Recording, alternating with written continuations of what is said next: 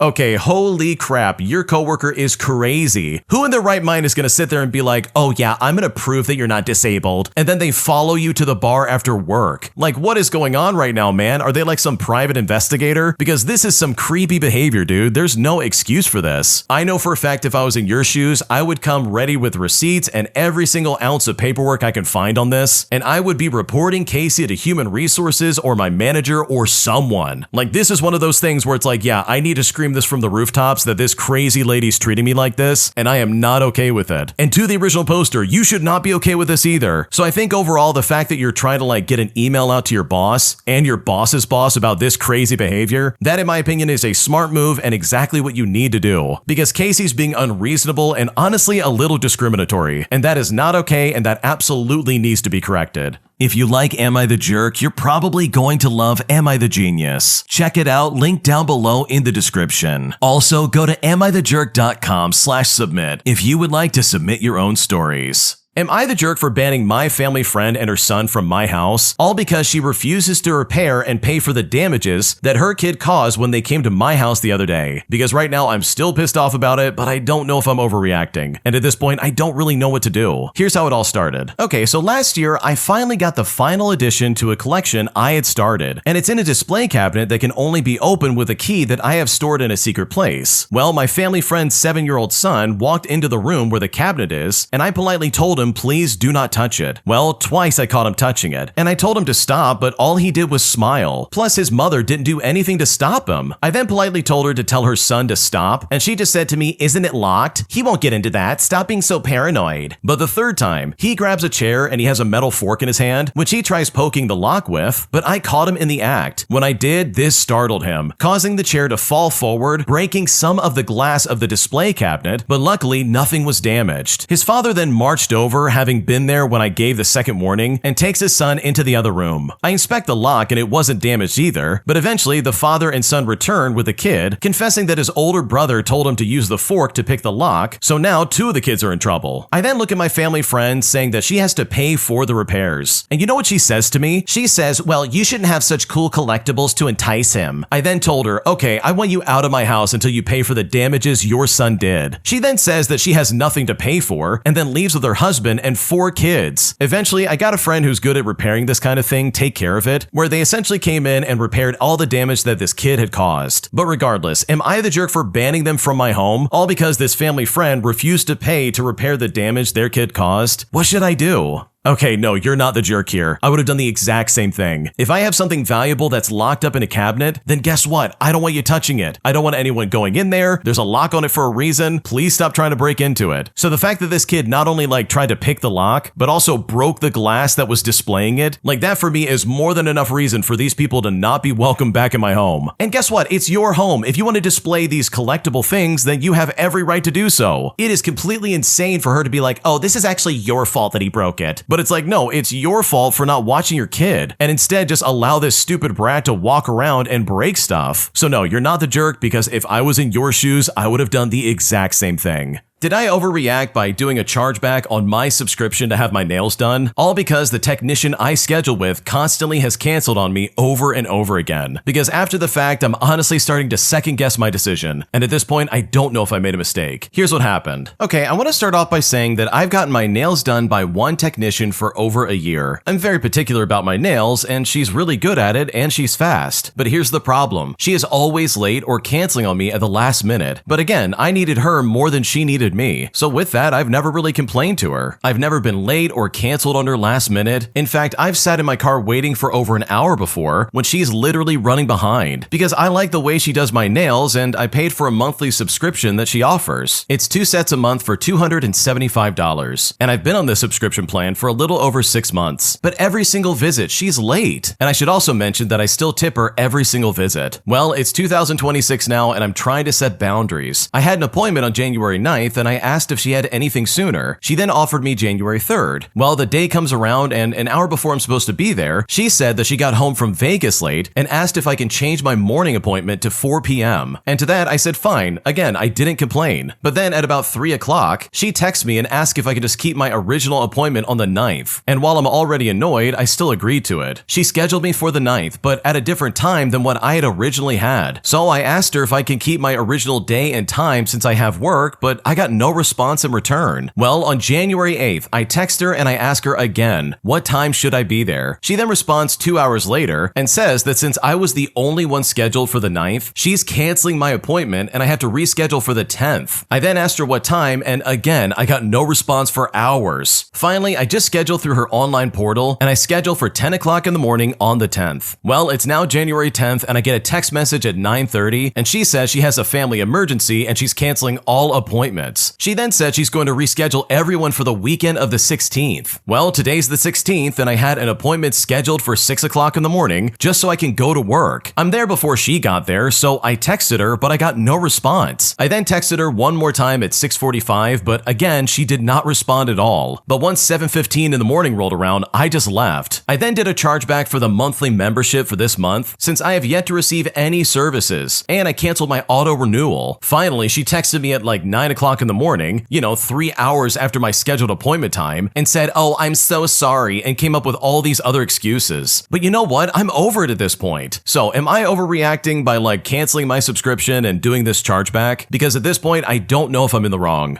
Oh my gosh, this was exhausting to read. Are you kidding me right now? This lady is the flakiest person on planet Earth. First of all, I don't know about anyone else, but that is a lot of money to have your nails done. Holy crap, that is just way too much for me to ever justify, let alone having some kind of monthly subscription. But if that's the case, if I am paying for that kind of service, even though I think that's completely ridiculous, the person doing the nails better be on time just as much as I am, because this person is not doing that. They're canceling last minute, they're always having some kind of excuse as to why they don't want to do their job, and that is horrifying. Seriously, it seems like you're getting played and you're getting scammed out of your money. So no, you did not overreact. This was the only correct decision to make here, because you are wasting your money on this lady, and I guarantee you can absolutely find someone way better than this person. Am I the jerk for not refunding a buyer after they started to escalate publicly, trashing my name and my business, all because the costume they purchased wasn't exactly what they wanted? Because right now I'm under a lot of stress and I don't know what to do. Here's what's happening. For a bit of context, I'm a costume maker and a seller with years of experience repairing and restoring custom pieces. This situation involved a highly sought-after personal costume that I sold during a financial emergency after a brutal year of health and travel issues. The buyer itself has a large social media following and made the purchase very public from the start, posting videos about offering on their dream costume, which brought a lot of outside pressure. We accepted their offer below asking price and closed the listing early because they agreed to handle cleaning and agreed alterations themselves and wanted it quickly. They also requested we avoid detergents due to sensitivities and said they would clean it more thoroughly once it arrived. Well, I cleaned the costume using a machine cleaner with water only, and I documented it on video. The costume arrived on Christmas Day, and within 24 hours, the buyer dismantled it before contacting me. At that time, we had come down with chickenpox, including respiratory problems. I repeatedly asked for space and time to recover, and later asked to focus only on work while stabilizing. But obviously, those boundaries were not respected. And this isn't something that we would lie about. We recovered, but the scars are still there. From the start, the buyer's messages were aggressive and included accusations that we intentionally lied or edited the listing photos. But that is simply not true. My roommate has photography photography training. The photos were taken with proper lighting and a reflective backdrop, and the costume was cleaned regularly and in good condition. When I was able to respond, I apologized for rushed communication, and I tried to resolve things. The buyer said the repairs were more extensive than expected and claimed the costume smelled bad or had stains on it, things I couldn't even confirm after it already had been dismantled. Instead of returning the costume, they demanded a refund. They filed a payment dispute, implied that they could damage any business publicly, and offered to keep things private only if refunded significantly more. Well, given how online call-out culture works in this space, the escalation felt extreme. I'm now letting PayPal handle things, as I have a terms of service set in place either way that states more or less there are no refunds and only returns and lifetime repairs. I'm hesitant to even post this on my main account, but I am keeping this vague and posting on an old account since I don't want this situation turned into more stress. I don't know if I'm in the wrong here. I feel conflicted because I genuinely regret selling this piece in the first place, and I wish I had personally handled all communication instead of letting things move so quickly. So am I the jerk for refusing to refund after the costume was basically dismantled and after the situation escalated in the way that it has? Because right now I don't know what to do.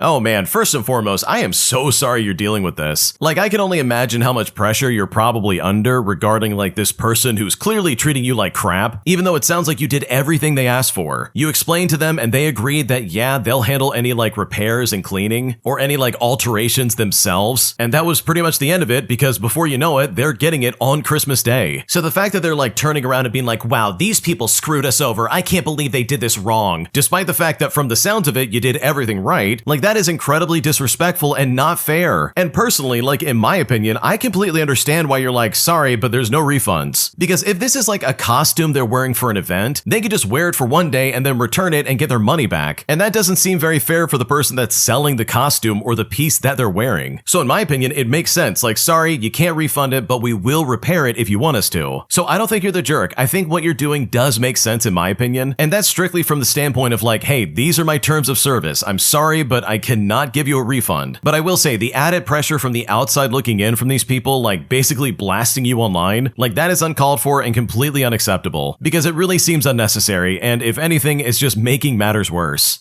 My neighbor really tried to tell me that I'm stunting her children's development, all because I wouldn't let them use my backyard as a shortcut to the park. Because right now, my neighbor is acting so unhinged that I'm honestly not sure what to do next. Because this lady is literally the most entitled person I've met in a very long time. Here's what's happening. Okay, so I bought my first house about 6 months ago. It was a nice fenced-in backyard that happens to back up to a local wooded trail that leads to a popular park. If you go around the block, it's a 10-minute walk. But if you go through my yard, it's about 30 seconds. And it's right about here that someone I will call Linda comes into the story. Linda lives 2 houses down and has 3 kids, all under 10 years old. And a few weeks after I moved in, I caught Linda and her kids unlatching my side gate and walking through my yard. I then went out and politely told her that I prefer that they didn't do that, citing liability and the fact that I have a dog who isn't always fond of strangers in his space. Now, what was Linda's response, you might be wondering? Well, she said to me, "Oh, the previous owners always let us. It's just easier for the kids." But I told her that I'm not the previous owner and to please use the sidewalk. Now, I thought that was the end of it, but yesterday I came home early and I found her kids climbing over my fence. Not even using the gate, literally just climbing up over it. And so I told them to get down and go home. 5 minutes later, Linda's at my front door absolutely livid. She didn't apologize, but instead she screamed that I was being unneighborly and that I was being hostile towards children. She literally told me that by forcing them to walk the long way, I'm stunting their development and I'm robbing them of outdoor time. She then demanded that I give her a copy of the key to my gate so that she can supervise them properly while they use the shortcut. But that's when I told her that if I see her or her kids in my yard again, I'm calling the police for trespassing and I'll be installing cameras. She then called me a bitter, child-hating hermit and then stomped off. But now, a couple of other neighbors who I think just don't want to deal with her are telling me that I'm being too intense and that it's just a yard. They say that I should just let them use it to keep the neighborhood harmonious. So seriously, am I the jerk here? Like, I'm genuinely shocked that someone thinks they have a right to my property just because it's more convenient. Because right now I'm at a loss and I just don't know what to do.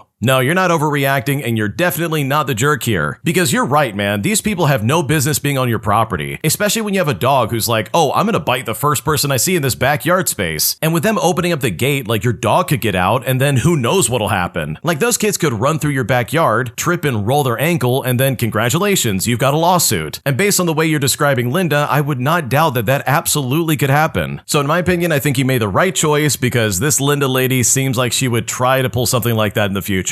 And I think by telling them to take a hike, you're absolutely protecting yourself in the future. My entitled roommate is demanding that I leave the apartment for the weekend as she has family coming over that doesn't know she's living with 2 guys. But despite the fact that I literally have nowhere else to go and I don't have any other place in the area I can sleep at, my female roommate is refusing to help me out, not even going as far as buying me a hotel, saying that she expects me to be out of the apartment or else there are going to be some problems, putting me in a situation where I literally have nowhere to go and I seriously just don't know what to do. Here's what's happening. Okay, I want to start off by saying that I really need an outsider's perspective on this. I try to be understanding, but I'm honestly fuming, and I think someone who is not living in this apartment would have a more neutral view on this. Here's the situation. We live in a 3-bedroom apartment with 3 parties. We're all students and we pay equal amounts for rent. For the sake of the story, we'll call myself Winston, and the 2 other people, we'll call them Josh and Sarah. Josh spends half of his week and most weekends at his girlfriend's place. He is mostly out of the picture. That just leaves Sarah and myself in the house. For me, I see this as a living arrangement because it is. I'm friendly with everyone, but I really do keep some distance. I usually spend my days either in the library, at my lectures, or at home gaming. My door's usually open unless I play with friends or I have my girlfriend over. So yesterday, Sarah approached me with a request, but it felt more like a demand than anything else. She said her brothers are coming to visit, and since her family does not know that she's living with 2 guys, she wants to keep it a secret. So she's asking me to leave the apartment next weekend and move all of my toiletries into my room. But here's the problem. I literally don't have a place to go. I'm not asking my girlfriend to spend the weekend at her place because she's visiting her family this week and she won't be back until next week. We're also not at that stage of the relationship where this is something reasonable to ask. If the roles were reversed, I would probably say yes, but I feel very awkward about this. So I told Sarah that. Where am I supposed to stay? Sleep in the library? But when I said this, she just kind of dismissively turned around and told me, well, that is your problem to solve. And that attitude right there pissed me off beyond words. So now I'm in a pickle. On one hand, I am livid. I want to tell her to mind her own business and just deal with the fact that she has male roommates. But Josh, who is closer with Sarah by the way, agreed already to spend time away and reminded me to have an open mind about her situation. For reference, she does come from like a religion where having male roommates is a big deal. But honestly, I do not feel like spending 200 euros, which by the way is money that I don't have, just to sleep in a hotel room when I literally am paying rent. But Sarah already told me that she expects me to solve it by myself. And no, she won't be paying for any hotel, which really leads me to the question, would I be the jerk if I tell Sarah to just suck it up? On a different note, with this happening, I'm already starting to look for a new apartment. This is not the first unreasonable request, but the previous ones were tiny in comparison, like asking me to please store my toothbrush in my room because she does not like neon yellow as a color. It gives her a headache every morning. I even ended up having to buy a new brush earlier. So seriously, would I be the jerk in this scenario? Because I don't know what to do anymore. Okay, before I jump into my opinion, the original poster actually has some updates that they want to share. Here's what they had to say. Okay, first off, I want to say thank you for the replies and some of the direct messages that I've received, because now I think I have a plan of action. I'm going to simply tell her no. I will tell her that I do not have the money to pay for a hotel and that I do not have a place I can simply crash on. And I'm also going to ask Josh to sit in. I have posted a message in the group chat effectively calling for a meeting tonight. I'm going to explain my situation calmly and why I do not intend to leave on my own dime, that I am happy to play a role in the family visit, to actively show that I have no personal ties with Sarah by literally minding my own business. And I will say I like the petty ideas that people have sent my way, but I'm not the type of person to pour gasoline onto a fire. Furthermore, I have put out feelers to look for a new apartment with some friends from university. One friend is looking to move out from his parents' place and we get along just fine. I think this is the point at which the drama is getting too expensive on my mind, so a clean cut is the best option. Now, the original poster says it basically fast forward, and apparently this took a sour turn. They said, okay, I requested the sit down, and Sarah took this as a no on my part and texted texted a long rant on WhatsApp. To simplify it and translate it to you from German, she said, "I am not gonna let you ruin my relationship with my family. If you do not want to leave, you can pay for the hotel and I expect you to move out by January." The cherry on top of all this is that Josh just posted a thumbs up. So I guess I got a few new things moving along. I contacted the landlord about my lease, and I asked him for his permission to use him as an emergency contact in case Sarah tries something funny, like changing the locks on me. But he flat out told me to call him first if that happens, because then he will call the police. We have a shared lease, by the way, and we are each listed as tenants, and he needs to approve changes to the lease itself. So I'm currently in the bus with my most important documents, and I'm storing them at my girlfriend's place. I explained the situation, and she gave me permission to store some of my things, but she also said her roommate would not appreciate a guy suddenly sleeping over when she herself is not there. I am worried about what else is to come, but I'm following some of the suggestions and precautions that people have messaged me because at this point, I am basically preparing for a storm.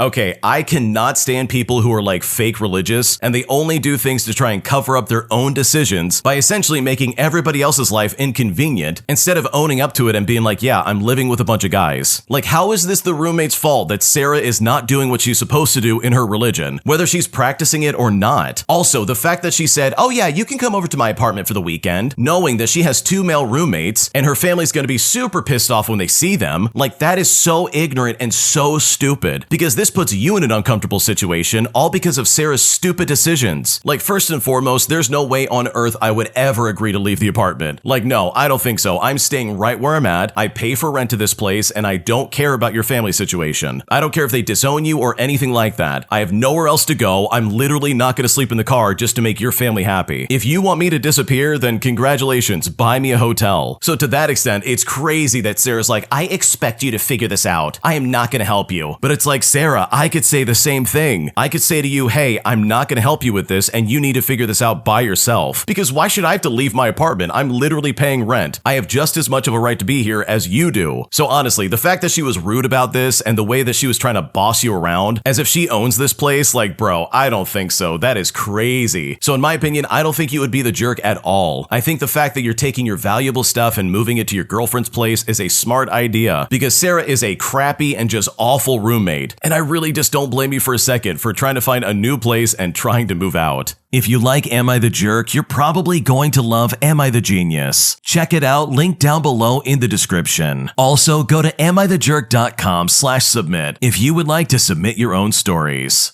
Am I the jerk for refusing to allow my parents to track my exact location through GPS, all because I'm simply uncomfortable with it and I don't want them to do it? Because right now they're guilt-tripping me hard and I'm honestly not sure what to do from here. Here's how it started. Okay, so I'm a 19-year-old female and I'm a sophomore in college. Until last semester, my parents were paying for about 75% of my tuition and my housing. However, they insisted that I use the Life 360 app, showing my location to them at all times. It wasn't optimal, but I figured it was up to them since they're paying for it. Over the holidays, however, my dad and I had a huge argument because I changed my major from biology over to nursing. He told me I was throwing away a bigger opportunity, but I feel like I can help more people this way. Well, since then, I've had to start working 2 jobs and take out multiple student loans. I pay for everything now, and my parents are giving me $0. Anyways, last weekend, I went on a road trip to another state, and my mom started texting me nonstop, demanding to know why I was in another state. I had forgotten about the tracking app at this point, and I realized that's how they knew, and I just deleted the app right then and there. But then came the calls from both my parents, both of them saying how dangerous it is for me to not be tracked by them all the time. I told them that I'm paying for my own life now. I value my privacy and I don't feel comfortable with that application. This has really infuriated my dad, and it's upset my mom because she thinks I'm trying to cut them off completely or something like that. They then said that if I don't turn it back on, then I'm not welcome back at Thanksgiving this year. So am I the jerk here for not wanting to turn on my location? What should I do? Okay, honestly, I think your parents are acting insane, and this is a weird ultimatum. They do know you're an adult and you're going to college, right? And from the sounds of it, it sounds like they stopped paying for tuition and housing, all because you wouldn't let them track your every move. And I don't know about you, but personally, I hate these tracking apps, so I completely understand what you're saying when it's like, dude, I do not want you knowing exactly where I am all the time. I'm an adult and I can do whatever I want, so please, just lay off. So no, you're not the jerk and you haven't done anything wrong, because you have no obligation to share your exact location to literally anybody.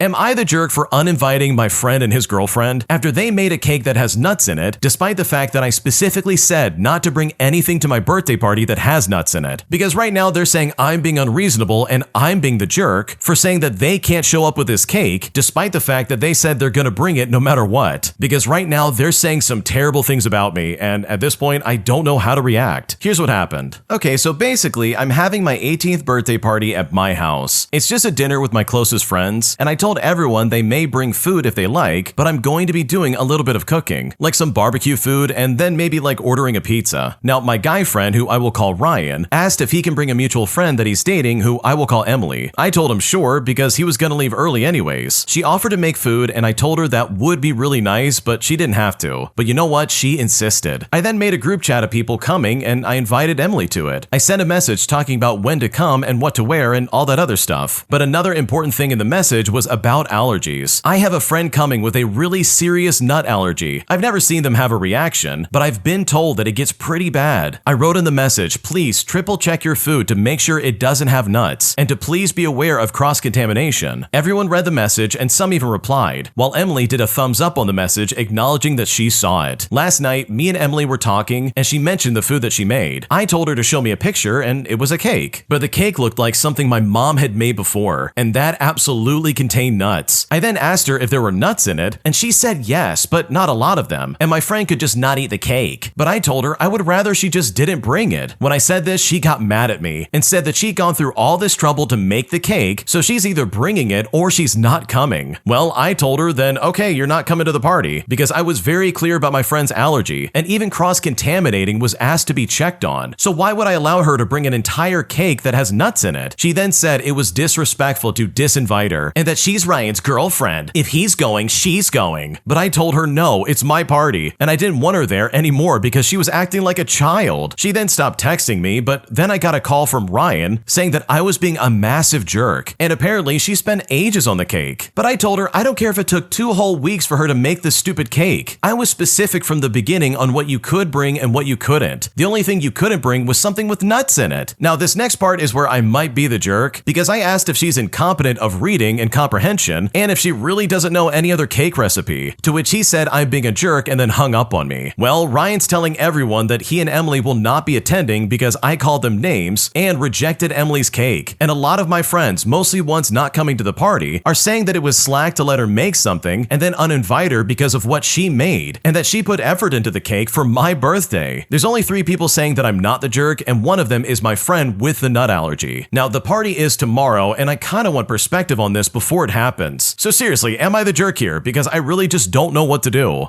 No, you're not the jerk, and honestly, if I was in your shoes, I would be sharing receipts from like the get-go. If these people want to be spreading false rumors about you, then I would happily start screenshotting messages and sharing them to anybody who's got a problem with it. You literally explain to them, hey, you cannot bring anything that has nuts in it. My friend is allergic to nuts, which by the way, that's a life-threatening allergy. People's throats can close up and they can literally pass away if they eat nuts. So for Emily to justify this by being like, oh, there's not that much in there, they can just avoid the cake altogether. That to me shows that yeah, Emily's an idiot. She literally doesn't know what she's talking about. Because even if the cake is there in person, it could still cross-contaminate and make things really tricky for that person. So no, you're not the jerk. It is insane that these people are trying to justify their action because Emily made a cake that she cannot bring to the party. And if she's too stupid to know that this is not a good idea, then that truly does mean that she's an idiot and she has really bad reading comprehension skills. Because holy crap, all she had to do was make something without nuts in it. Because if she did that, then all of this would be fine and nothing would be wrong. Am I the jerk for giving my boyfriend's friend a taste of his own radical honesty, where I was brutally honest with him in the same way he was brutally honest with me? Because after the way he reacted, I pretty much proved my point, but I'm not sure if I took it just a little bit too far. And now I'm not sure what to do. Here's what happened. My boyfriend and I have been together for about 1.5 years, and overall things are good, except for one thing, which is his friend group. They have this whole philosophy they call radical honesty, where apparently everyone is supposed to give each other like blunt feedback feedback about their flaws and relationships and whatever else might be going on, because it's supposedly how they all grow as people. The first few times I hung out with them, I noticed they were kind of brutal with each other. But you know what? I figured that's maybe just the dynamics of the group. I mean, who am I to judge? But then a couple of months ago, they turned it all on me. One of his friends just casually brought up something I had vented to my boyfriend about privately, and then everyone started chiming in with their opinions on my personality and what I need to work on. Stuff like I apologize too much and is manipulative, and I come off as passive-aggressive and I talk about myself too much. My boyfriend sat there nodding along and even added examples, and I just sat there wanting to disappear. I then told him afterwards that I felt humiliated, but he said I was being too sensitive and that they only do it because they care, and I should be grateful for honest feedback instead of people who talk about me behind my back. Well, I let it go, but it honestly just kept eating at me. So last weekend, we were at another hangout, and his friend started going in on another guy's girlfriend who wasn't even there, and everyone was laughing and agreeing, and I just got this wave of anger, thinking about how that girl is probably gonna hear all about this later and feel the same way I did. And then the same friend who started it with me made some comment about how his own girlfriend needs to stop being so clingy. And when I heard this, I honestly don't know what came over me, but I just said, well, maybe she's clingy because you flirt with other girls right in front of her, and everyone knows it, but nobody wants to give you that radical honesty. When I said this, he got super red and asked me, what in the world is that supposed to mean? I then said, well, I thought you were all just being honest here, since, you know, that's the whole point, right? I then continued by saying, oh, so when it's about me crying too much, that's constructive. But when I point out that he's publicly disrespecting his girlfriend, suddenly I'm the one being cruel? Oh, okay. So I really need to know, based on everything that I've described, am I the jerk for throwing their radical honesty right back at them? Because right now, I'm not sure if I crossed the line. Okay, I love this so much because no, you're not the jerk. First and foremost, I hate people like this because this is almost like an excuse to say the worst thing that comes to your mind. And also, this is like the mark of someone who is not actually your friend. If they're sitting there being like, oh, we have to be completely blunt with each other all the time, what they're actually saying is, I'm gonna say the worst things possible, and you just have to accept it as me being constructive when in reality, I'm just being a jerk. People like this drive me crazy because they find joy in this kind of crap instead of coming from a place where you're like really genuinely trying to help them out. Like, I'm serious, if your friend group is always like this, then that in my opinion is a giant red flag. Like, holy crap. Because holy crap, picking people apart like that is not gonna like harbor any good feelings. If anything, it's gonna end up with the way the original poster reacted. They're gonna get pissed off, they're gonna say, oh, I can't wait to get back at these people. And then it's just like this rinse and repeat cycle where everybody's just saying terrible things about each other. Like, at that point, I would rather you say it behind my back. Holy crap. I don't want to know these kind of like blunt details. You're not my therapist. This is not a healthy way of maintaining any friendship, because look at the way this guy reacted when it's like, oh yeah, you're getting a taste of your own medicine. He clearly didn't like it. He got super red. He couldn't stomach the fact that someone was calling him out on something like that. And he then had a negative reaction because he's like, wait a second, I don't like this. But the same feeling he's feeling is the exact same thing the original poster went through. They hated how that made them feel and they wanted to disappear. And this guy is the exact reason why this kind of like criticism all the time is like a fast track into like the entire group hating each other. So no, you're not the jerk here. I think what you did is brilliant. And I think these people needed a wake-up call that treating other people like this all the time is only going to cause resentment and a lot of people to get their feelings hurt. Am I the jerk for refusing to help my job out when they were short-staffed after they suspended me unfairly for a week? Because when they called me the week of my suspension and begged me to come in and help out, I essentially told them no, simply out of spite for the way they treated me. And right now, I'm not really sure if that was a mistake or not, or if that makes me the jerk in this scenario. Here's how it all started. Okay, so I work at a restaurant and I've been there for almost 3 years now. I'm not trying to brag, but I am genuinely their best server. I'm never late, I always pick up extra shifts when needed, and I consistently get the best reviews. Some of our Google reviews literally mention me by name. Management knows this and has told me multiple times how much they rely on me. A couple of weeks ago, I asked my manager on Monday night if I could have my Tuesday morning shift covered. He said no problem because a new girl was coming in to train, and there would be plenty of coverage for what was usually a slow lunch anyways. So I responded back by saying cool, and then I just went about my night. Well, Tuesday afternoon, I get a text message from the owner asking why I didn't show up. I explained exactly what my manager told me, and he said the new girl doesn't count as a real server yet, and that I was responsible for finding an actual server to cover. So in his eyes, I just no-showed, which resulted in me getting suspended for a week. I was pretty annoyed because I did everything right. I asked my manager and I got approval, but I wasn't going to argue with someone who clearly already made up his mind, so I just said, all right, boss, I'll see you next week. And then I had the best week of my life. I slept in every day, I watched some movies, I played disc golf, I hung out with my girlfriend and friends. No alarm, no stress, no rude customers. It was was genuinely the most relaxed I've felt in years. Then Friday night rolls around and my phone rings, and when I check it, it's the owner. Apparently they're completely slammed and short-staffed. In fact, they were so desperate that they had dishwashers trying to take tables. He then asked if I could come in Friday night, Saturday night, and Sunday morning, even though I was still suspended from work. Well, I told him that I hadn't learned my lesson yet, and I couldn't possibly come in now. He then got quiet and said that he'd figure it out. When I came back the following week, everyone was super nice to me, and they still are actually. No one has said anything about the suspension, and the owner has been weirdly polite ever since. So with that in mind, am I the jerk for not coming in when they asked me to show up to work and help them out? Because I honestly feel great about it, but I just want to check just to be sure. Okay, in my opinion, I don't think you're the jerk at all. This is hilarious to me. The fact that you got suspended and not your manager for misinforming you is just crazy in my opinion. Seriously, how on earth are they going to take their best server and be like, oh, you can't show up for a week, even though you have the best reviews and probably a good track record with management? Like, the fact that management didn't get in trouble here is baffling to me as well. Like, if I had a manager who misinformed me about what I could and couldn't do, I would lose my mind. Especially if the owner's getting on my case and affecting my paycheck by cutting me for a week. Like, I don't think so, dude. You are absolutely going to take the fall for this because you basically screwed me over. So I just love the fact that these people were so desperate. They literally had no other choice than to ask you, someone who was suspended from work, if you'll come back and work with them. Because based on the way they treated you, they do not deserve your help. These people dug their own graves, and in my opinion, this is exactly what they deserve.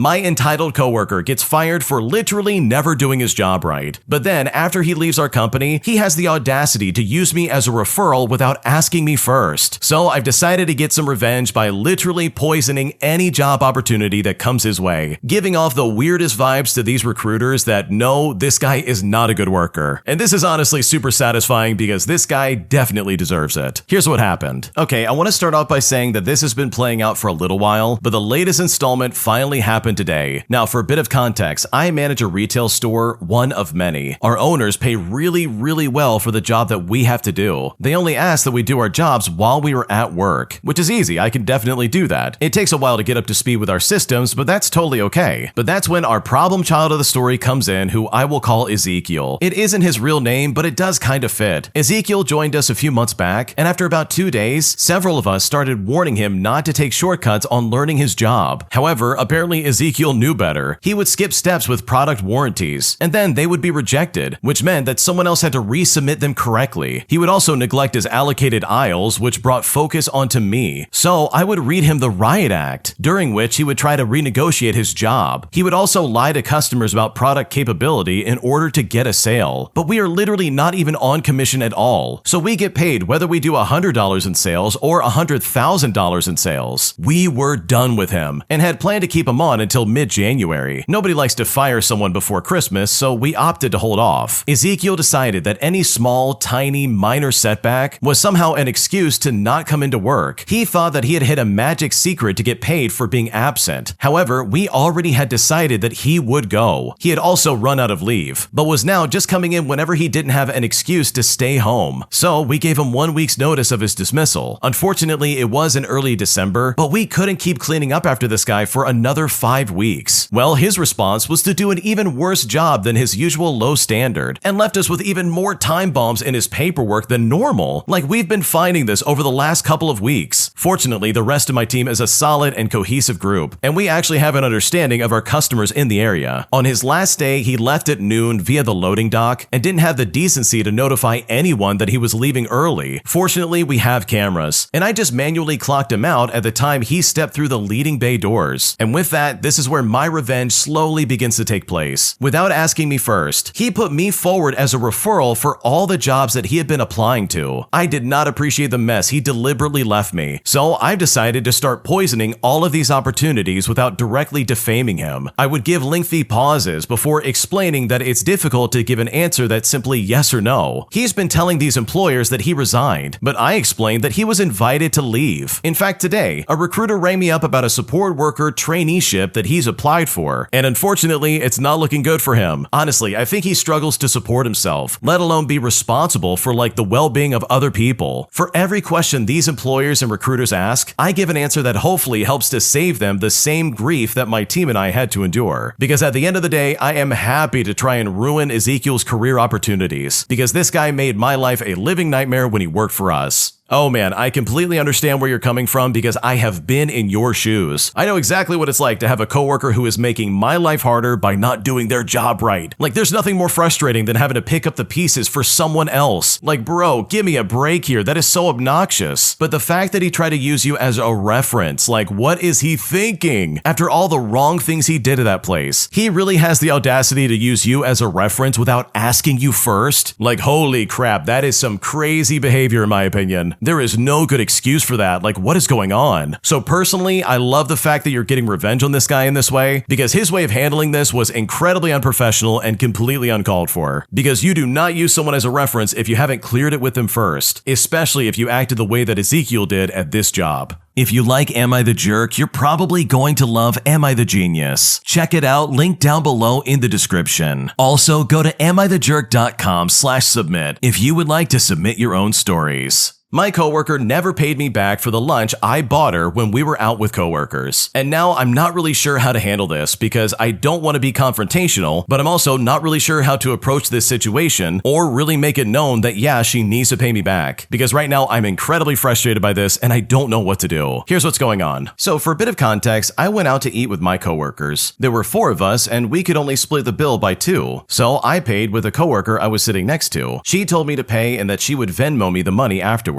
Well, she then sent me $28, but her itemized total was $32, not including the tax or tip. Well, I was surprised that she didn't factor that in, but I just let it go. I paid the difference and I tipped 20% off the whole total. The next time I go out to eat with coworkers, we go to a place where you order at a register and they bring you the food over to your table. The same coworker brought her kids and they are young. So she sat with them before ordering and she asked if someone could order for her and then afterwards she would Venmo the money. My other coworker said that she didn't have Venmo, so she asked me to do it again. I told her sure, but I mentioned that she would have to Venmo me right away because my funds were low for the week. So I go to the counter, I order food separately, and I ask for a receipt. Well, her total was $40 because she also got food for her kids. I get to the table and I tell her, here's your receipt. And she says, okay, I'll Venmo you in a minute. Well, the whole dinner goes by and she never does. I even give her a hint when we're leaving, how I'm low on funds and I need the money. But still, I get nothing. So my $20 lunch turned into $60, which is something I definitely wasn't counting on. I then went to work and I waited to see if she would send it, just casually mentioning it, but still I got nothing. I'm not really a confrontational kind of person, so I just took the loss. I know she has money issues, so I guess she might have not had the money. However, I'm kind of annoyed. I really don't get how people do this. If you are going to go out to eat, why would you not cover your full cost or mention that you don't have it beforehand? So anyways, I now don't want to go out to eat with her anymore. And you know what? The next time my coworkers ask, I don't really want to invite her, mainly to avoid this happening again. So am I being a jerk or overreacting in this situation? Is this normal? Like, am I being cheap? How would you handle this situation? Because right now I don't know what to do.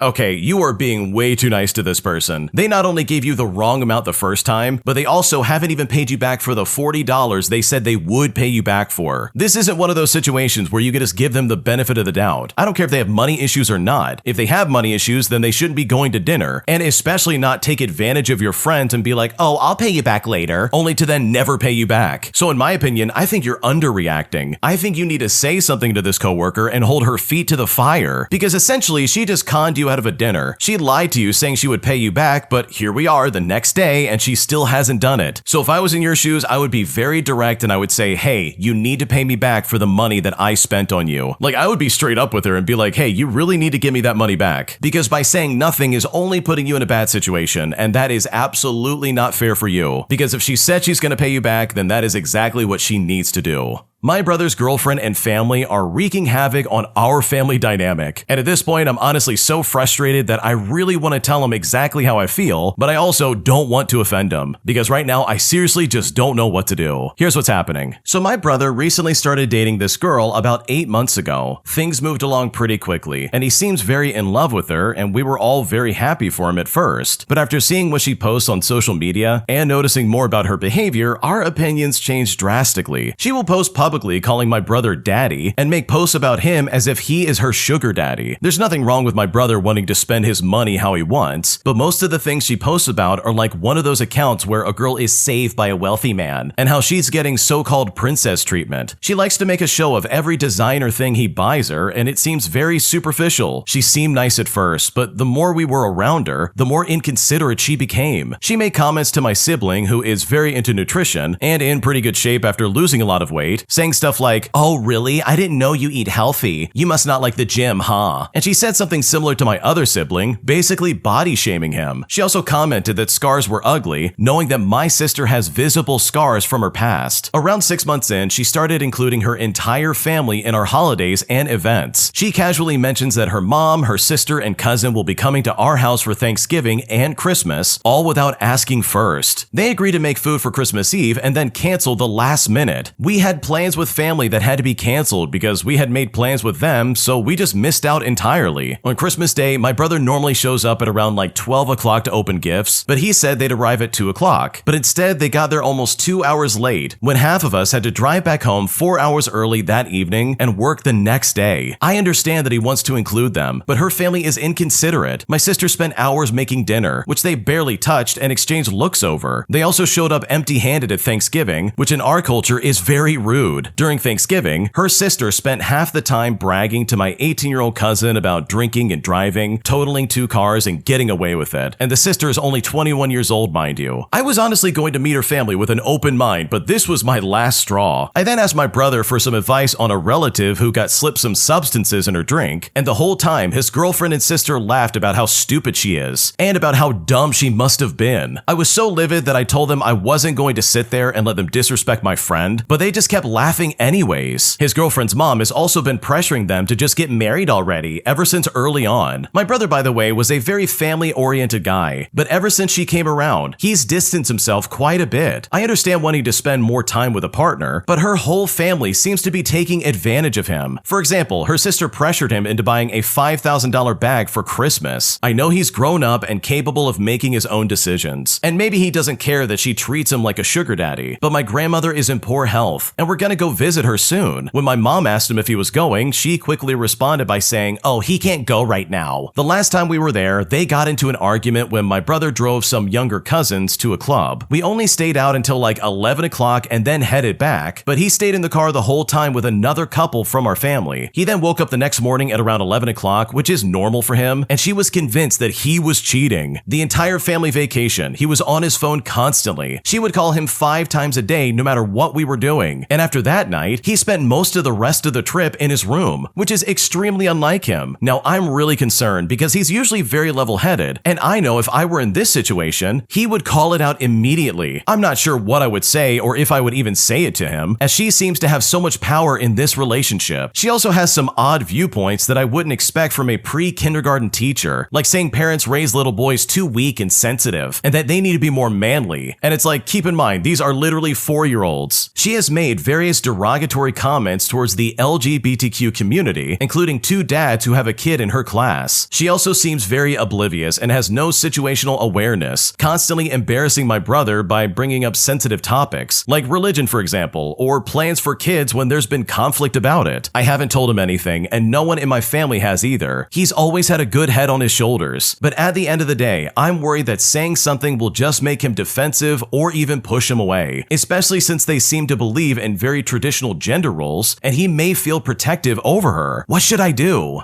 Okay, in my opinion, if there really is some kind of like conflict and something going wrong with the situation at hand, I would much rather be the sibling who loves them but somehow offended them by being honest than one that sits idly by and just lets this train wreck keep happening. Because let's be honest, she's probably gonna break up with him at some point. I mean, this relationship just screams, oh, this is not gonna last. But I know if I was in your shoes, I would absolutely try to say something to them, especially if I'm coming from a place of love. And from the sounds of it, it really does seem like you care about your brother and you want him to be happy. happy. And this guy is like a level-headed person, but even he's being deceived by some woman who is clearly trying to tear the family apart. Like, I don't know about anyone else, but she's got "I'm a narcissist" written right across her forehead based on what I'm hearing here. So personally, that's what I would do. I would speak very honestly and I would just say, hey man, I hate to be this person, but like, you might want to figure this out. Because honestly, either way, this is probably going to fall apart. And if you can at least save your brother from like a little bit of unhappiness, then in my opinion, that would be better overall. Am I the jerk for making a customer wait well over 20 minutes after she tried to pay in the most annoying way possible? Because right now I kind of have no regrets, but I just need to check because the way I did this was incredibly funny. Here's what happened. Okay, so I work at a parking garage and part of my job is collecting payment from people who lost their ticket or who stayed over the validated time. Now, it's usually pretty straightforward. Like, most people just tap their card and they go. But last week, this woman pulls up and I tell her total is $12. She then rolls her eyes and says, "Oh, hold on a second." Then she reaches into her purse and pulls out a massive Ziploc bag full of coins. We're talking quarters, dimes, nickels, pennies, all mixed together. She then shoves the bag through the window and says, "Good luck," and then sits back down in her seat looking pleased with herself. I just looked at her and I said, "Ma'am, I have to verify the amount before I can let you through, so you're going to need to wait while I count this." She then just laughed and said, "Whatever, I have time." So you know what? I took my time. I separated every little coin into stacks by type. I counted each stack out loud, and then whoops, I bumped the counter and knocked a bunch of the pennies onto the floor. I just had to pick them all up and start that section over, and after about 5 minutes, she very quickly stopped smiling. Around the 10-minute mark, she started tapping her steering wheel, and by 15 minutes, she was asking if I was almost done, but I told her that I needed to be accurate and I was almost done. Well, when I finally finished, she was actually over by about 75 cents. I counted out her change coin by coin, and I handed it back to her and I said, "Here you go. Good thing you had that time, right?" She then snatched it away from me and drove off without saying anything. So am I the jerk for the way I handled it? Because honestly, I was just matching her energy.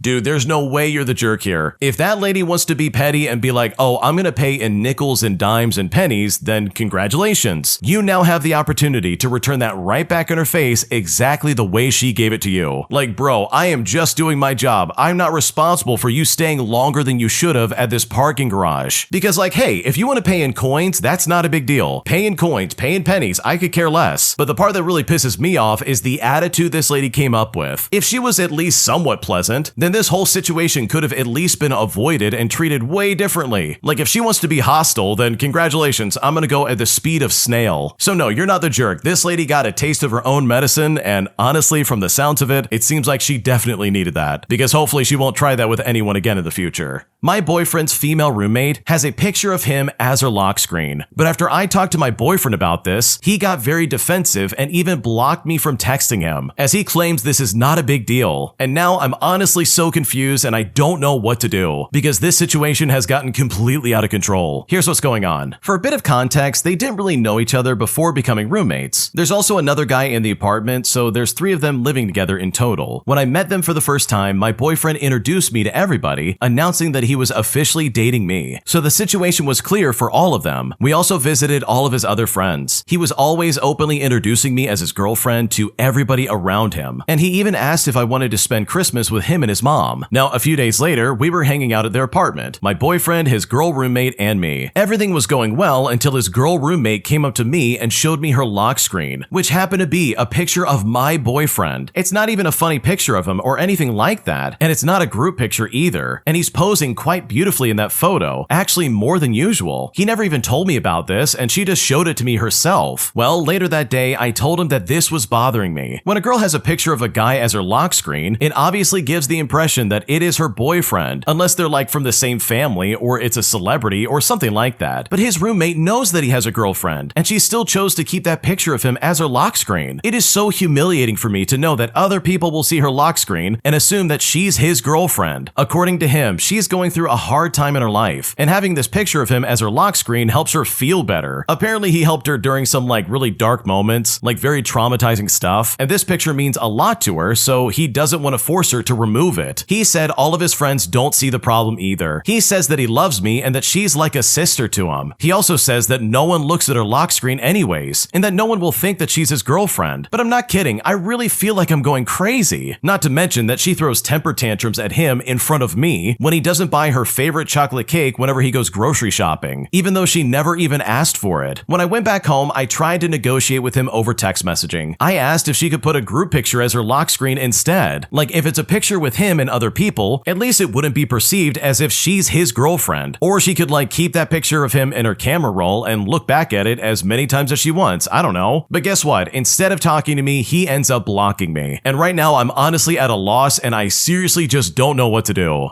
Okay, if you didn't think your boyfriend was cheating on you before, then holy crap, is this not like a giant red flag? He blocked you because he knows that you are absolutely right, that this situation is incredibly sketchy and there is no good excuse for it. And instead of addressing it and being like, hey, you need to remove that picture, he's instead knowing that you've got him cornered and he's about to get found out. Because why else would he block you? This is really not that big of a deal. You're not asking a lot from him, like you literally are just saying, hey, this lady's your roommate and not your girlfriend. Have her remove that picture from her phone.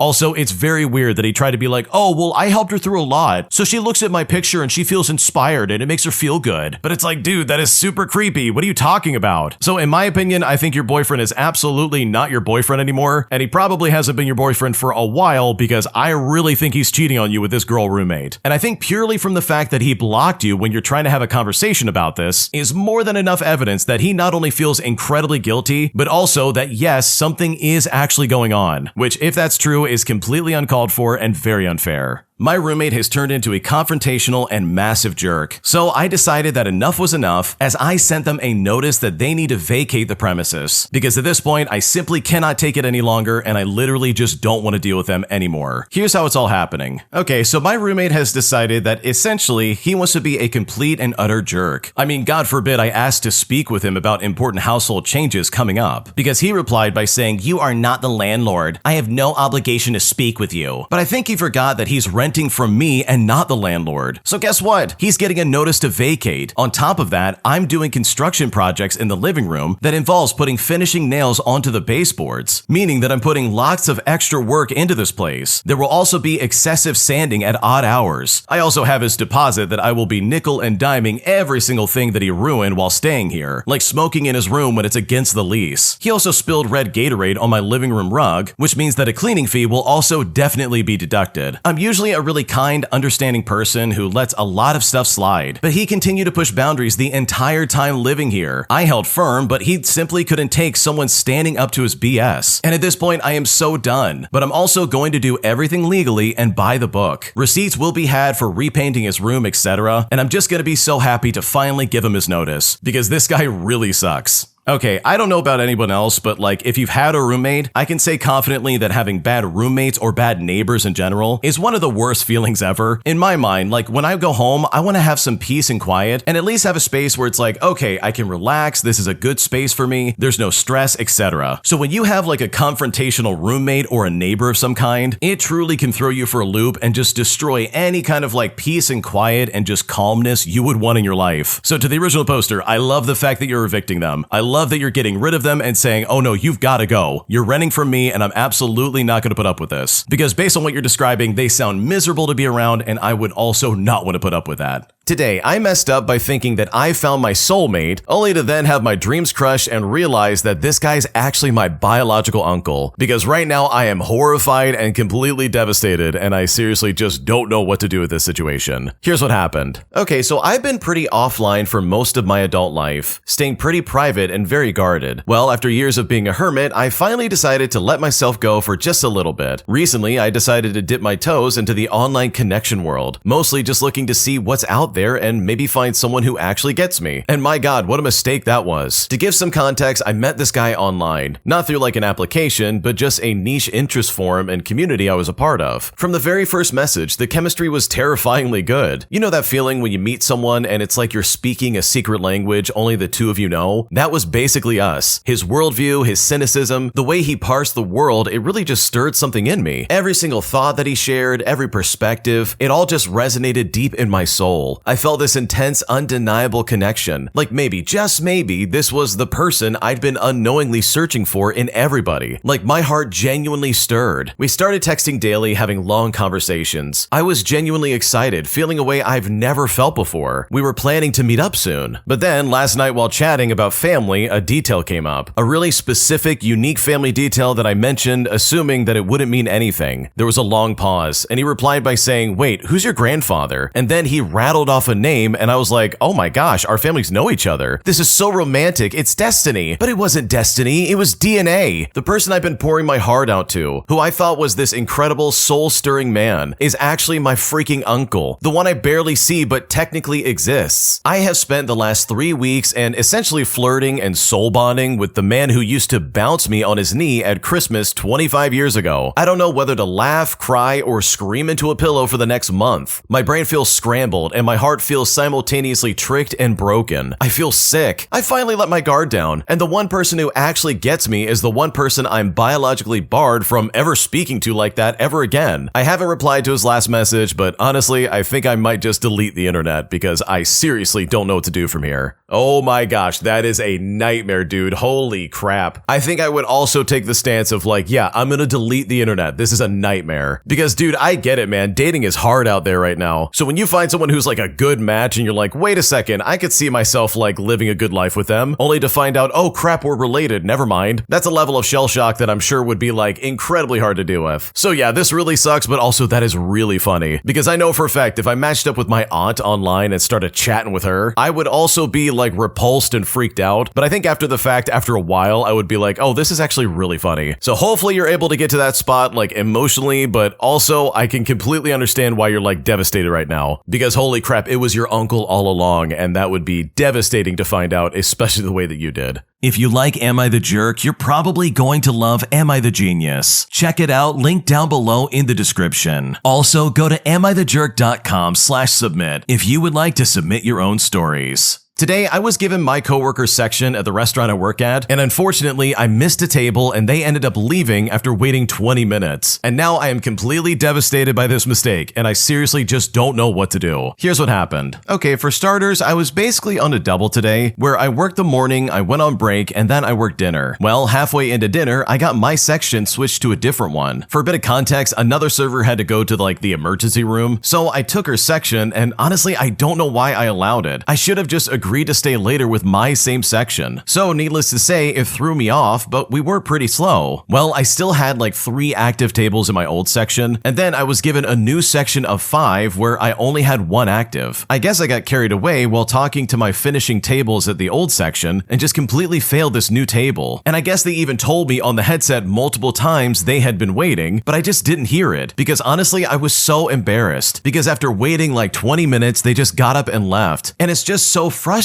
I don't know how I didn't register it. There was still 2 lingering tables from the previous server in the new section, but I truly don't think I ever saw or acknowledged this table. I just don't know how I neglected them for like 20 minutes, but I'm going to make sure that this doesn't happen ever again. I feel so bad and embarrassed that people are going to think I'm a bad server, but I'm just not used to places like this. I'm used to more structured fine dining, but I hope I'll get the hang of it because this was incredibly embarrassing. Oh man, for the original poster, I completely understand where you're coming from. Picking up another section like that, one that you're not used to like looking out for, can be incredibly annoying. Because for one, it's like outside your routine, so of course you're kind of like, man, I'm not sure what I'm doing. So missing a table because you're like focusing on your main section can obviously like throw you off a little bit. And I'm sure anyone would be like thrown off just a little bit as well. Suddenly your section got a lot bigger and you're like, oh god, I really hope I can handle all this. This is kind of stressful. So yeah, I don't blame the original poster. I think it was an honest accident, and I really hope that nobody comes at you and says, oh yeah, you're a terrible server just because you missed this one table. That would be ridiculous and completely unfair because unless you've been a server in that situation, you just simply cannot understand. Am I the jerk for blocking my neighbor's car in after they stole my spot in the snow that I had shoveled out myself? Because right now they're saying that I'm the jerk for blocking them in, but honestly, I feel completely justified. Here's what happened. Okay, so in all of the 6 years that I've lived here, snow removal has been a non-issue, but the building was sold last spring and this new guy apparently loves accumulation. Because of that, I I didn't own a shovel and I've never needed one, but we got like 15 inches of snow and the landlord still hasn't plowed or cleared any of the snow out. I'm not looking forward to it freezing over, so I walk to the store, I buy a shovel, and I dig my car out. I also dig a big fat path across the parking lot so I can pull out. I take care of a couple of errands, I'm gone maybe an hour, but when I get back, this entitled Karen parks in my spot. It's the only spot available, yes, but it's there because of my labor. We don't have assigned parking, but we do always park in the same spots, so it's not like she doesn't know who carved a path. Now, I am not digging myself another parking spot, and I'm not very altruistic, so I decide to park right behind her. I have a meeting in 15 minutes, and I can't be bothered to find out whose car this is. There are only like 3 units, but even still, I decide not to go door to door. Well, halfway through the meeting, someone starts banging on my door, but you know what? I ignore it. They don't stop, and they keep coming back every like 10 minutes, but when I finally wrap up my meeting, I answer the door, and this red-faced Karen is absolutely livid. We then get into it, and she tells me I need to move my car right now, asking what in the world I was thinking if I really thought parking like that was okay, and going on about how long she's been waiting. But I tell her straight up, I dug that spot out myself, and I had nowhere to park, so I had no choice. I then put my boots and coat back on, and I go out to move my car, and my other neighbor was there with his arms crossed, and he lays into me too, saying that I should have asked them when they needed to leave, so we can decide who should park in back of who and move our cars around. But I'm just like, what are you talking about? Because maybe he could have dug his guest a space if he knew she was coming. He then brings up that there's no assigned parking, and that he doesn't have a shovel anyways, but it's like, whatever. It went on, and I really just don't think I was the jerk here, but my neighbor said that he used to like me because I was quiet and respectful, but now he knows my true colors. So honestly, am I the jerk here? Like, I genuinely feel like I'm in the right, and they need to chill out, but now I think there is unnecessary bad blood between us, and at this point I don't know what to do. Okay, I might be the jerk for saying this, but no, you are not the jerk for blocking them in. I used to live in the snow like all the time, and my god, those spots that you dig out are sacred. The snow is heavy and you're trying to like get it out of the way. You carve out a path and you say, okay, this spot is mine. I dug it out, I did the work, I earned it. So for some moron to come in and be like, ooh, a free spot, I'm just gonna take it. Dude, they should know better. They should know better than stealing someone else's spot, because that is absolutely not okay. And yeah, there's no assigned parking, but it's like, dude, I definitely claim that spot. It's an unwritten rule. You don't mess with someone's spot that they literally dug out themselves. So honestly, I completely understand why you blocked them in and said, I've got work, I can't stop, I gotta go. Because they should have dug out their own spot instead of trying to claim yours, because there's just no excuse, and I just completely understand where you're coming from. An entitled mother takes it personally when we tell her to park her stroller outside of our play area, as she decides to make a scene over a simple rule that literally applies to everybody. And I'm honestly so done dealing with people like this, because this is so obnoxious and it happens way more than you think. Here's how it all started. I'm a 27-year-old female, and I have worked in service my entire life, and I will never cease to be baffled about the passive aggressiveness of parents. This story literally happened 30 minutes ago, and I'm still scratching my head. I'm now a librarian, and I work in a public library in a country with heavy snowfall. As people from these parts of the world will know, when the snow thaws out and then it snows a little bit more and so on, it sort of creates this slush as a result. It makes everything wet and dirty, so indoor shoes is a must when I'm at work. At my library, there's a children's section. The rules for the children's section are simple. Take off your shoes and park your stroller in the assigned area before entering. You may not take the stroller with you into the section. This is, by the way, to reduce dirt on the floors and rugs, which children frequently crawl on, and to ensure that all visitors have space to move around, as it's not really a big library. Well, today, a young mother snuck into the section with her stroller. When my colleague, a woman in her 50s, saw this, she kindly informed the mother that she needed to park her stroller. As the mother left the section, my colleague went back to her office. Well, the mother then parked her stroller in front of me by the information desk and started talking negatively to her daughter, who was upset that they were leaving, about my colleague. It was one of those rants that was clearly aimed at me, the representative of the library, even though she wasn't addressing me specifically, and it went something like this. Oh, that mean old lady said that we had to leave. She said we couldn't have the stroller, even though hardly anyone else is here. She probably doesn't understand what it's like to be a mother. That old lady probably has never had children. That's why she doesn't like them and doesn't understand. It's so ridiculous. Then, thankfully, after that, she left. And let me tell you something. It took all that I had not to reply and be like, ma'am, the rules are there so that children have a clean and comfortable environment to be in. We don't make exceptions for anyone, because then we'd have to make it for everybody. And when the preschoolers let the kids out, there's always a rush. We can't have you blocking the space. And stop insulting my colleague who's just doing her job. And since it's relevant for some reason, she has both kids and grandkids. I mean, seriously, why do parents always take everything personally? Why do they think rules don't apply to them because they have children? children? Why do they make the assumption that everyone who thinks some rules should apply to their children somehow hates kids? It's honestly annoying, and I'm so sick of dealing with it. Okay, I cannot stand people who act like this because it's like, dude, the fact that you don't want to follow the rules is the bigger problem here. No one's targeting you just because you're a mother. No one's saying, oh yeah, you've got kids, so I'm gonna give you a hard time. Dude, we're just trying to clean the floor and make sure nobody's tracking in any dirt. Is it really that hard to understand? Because you know what? I've dealt with people like this as well when I've done customer service, and it is so annoying. Because at the end of the day, you are literally just trying to do your job, and no, you're not targeting anyone. So to make that kind of stretch of an assumption is really ridiculous and completely unnecessary. I'm convinced that the boomer generation is way worse than any other generation alive today, because the level of entitlement I've dealt with is absolutely unacceptable. And I'm now at my breaking point because right now I can't take it any longer. Here's what's going on. I'm a 26-year-old female, and I am so tired of hearing from boomers that the younger generations, including my generation, are messed up. For reference on what happened in the story, I work in a bakery in a very well-off neighborhood, so our customers are mainly well-off boomers. You know, the worst kind. During the week, I usually work alone, and on weekends, I work with younger girls, with the youngest typically being about 15 years old and the oldest about 18 years old. Because of that, I feel really protective of them when customers are rude. I experience so many moments of older customers completely losing it at me or at the younger girls. One time, a woman flipped out because the bread that she pre-ordered wasn't sliced when she came to pick it up. Slicing the bread literally takes about 10 seconds. We don't do it beforehand because some people don't want their bread sliced, so we always ask at pickup, but apparently that was unacceptable. Another time at around Easter, it was insanely busy. 5 of us were working, people were yelling and pushing, and I was helping a boomer man. One of the younger girls asked me a quick question because she was new, and I briefly turned to help her out for just a second. Well, when I did that, the man exploded and said that I was rude for shifting my attention while helping him. I was so overworked and tired that I just stared at him and smiled. Even the other customers were flabbergasted. I've been screamed at for not having enough croissants. I've had customers cry inside the bakery because their favorite fruit bread was sold out that day. In general, boomers act grumpy and entitled, like they have zero time and we're personally inconveniencing them just for making the bread from scratch and fresh every day. Like, dude, we're a bakery. If you really need speed, then the supermarket is literally next to us. And sure, we make mistakes sometimes, but that is not the point of my ramble. It's more about how people react to it. I help plenty of younger customers too, and with 1 or 2 exceptions, they are consistently kind and patient. What really gets me is this whole "you owe me your full attention and devotion" attitude that these older customers often bring with them and completely flip out if something doesn't go their way. I know there are plenty of caring and sweet boomers out there, but I just see a trend among them and it's annoying me so much. Okay, I can honestly say I've noticed this as well, especially in customer service. I can't count the number of times I've seen someone from that generation freak out on some kind of cashier over something that's so minor and insignificant that there's really no reason to act that way. I've seen boomers like throw their money or their card at someone when it's like, oh, you've got to pay like, I don't know, a copay, because that's what your insurance requires when you see a doctor. And then they freak out and go just completely bananas over that. But it's like, dude, this is not my problem. If you want to see the doctor, this is what it costs. So yeah, I've seen this a ton. I completely agree with the original poster, and it's incredibly frustrating to watch, but also very annoying to deal with. An entitled group decided to steal my parking spot when I was going to Target. So I got some revenge by literally hiding the video game they were going to purchase and effectively ruining their night out that they were planning. And I honestly feel great about it, especially after what they did. Here's what happened. Okay, so last night my wife and I went to Target for a few grocery items. As I was driving down the first aisle of the parking lot, I saw people getting into a car, so I flicked my turn signal on to park in their spot once they vacated it. As I was waiting, a Chrysler 300 came up behind me, waited for like 10 seconds or so, and then honked their horn and then sped around me. The parked car started to leave, but it turned towards me, so I had to wait for it to get out of my way before I could take its spot. As that was happening, the 300 quickly reversed back down the aisle, and as I was turning into the spot, he gave it some more gas, and then he backed it into it before I could. The driver just glared at me, and the chick in the passenger seat was looking at us laughing. I was annoyed, but I just went to the next aisle in the lot. But then, as my wife and I were walking into the store, I saw the driver and his girl getting out of the 300, plus another guy and girl getting out of the back, and we all ended up walking into Target at the same time. I didn't say anything to them. I mean, it really wasn't worth it, but I was able to cut him off before he could get a cart, and I took my sweet time unhooking mine before he could get his. Now that is petty revenge, but it's not the petty revenge I'm here to write about. After getting our cart, my wife and I headed past the registers and pharmacy over towards the groceries to pick up what we needed, and it registered in my mind that they had headed down the other direction, down the racetrack past the women's clothing and towards the back of the store. At this point, I thought that would be be the end of our interactions, but about 15 minutes later, my wife and I rounded a corner to go down the chip aisle, and we came across the same group of 4 people. We picked up what we needed and continued down the aisle to go to the next one, which is where we happened upon their cart, which they had left unattended by the end cap while they all went down the chip aisle. I then noticed that in their basket amongst their items was a video game in one of the plastic security cases and a few Valentine's chocolates and candies. And it was at that moment I made the snap decision to grab their game and one of the bags of chocolate and then rustled up their basket a little bit just so they would think that they were covered by a few other items. If they did notice, they'd be a little confused and would have to go and get another copy of the game and another bag of chocolates, which would be frustrating for them. And if they didn't notice, well, that would be even better. My wife and I continued to do our shopping for another 5 minutes or so. We passed them all 2 more times, and when we arrived at the registers, we saw they were first in line for self-checkout. None of them had separated from each other to run back to the electronics for another game, so either they hadn't noticed yet, or they had and decided not to bother. I even watched them to see if they noticed while they were ringing up their items, but they didn't. One of them just tapped their phone to pay, and they bagged their items and walked out. And by the time we had paid and bagged and exited, their car was gone. But honestly, I hope they got home and realized that after they had unpacked everything, ordered pizza or whatever, opened some beers and sat down to play their game, that none of them actually had it and their night was ruined. Because then hopefully that'll teach you not to take my parking spot like that ever again.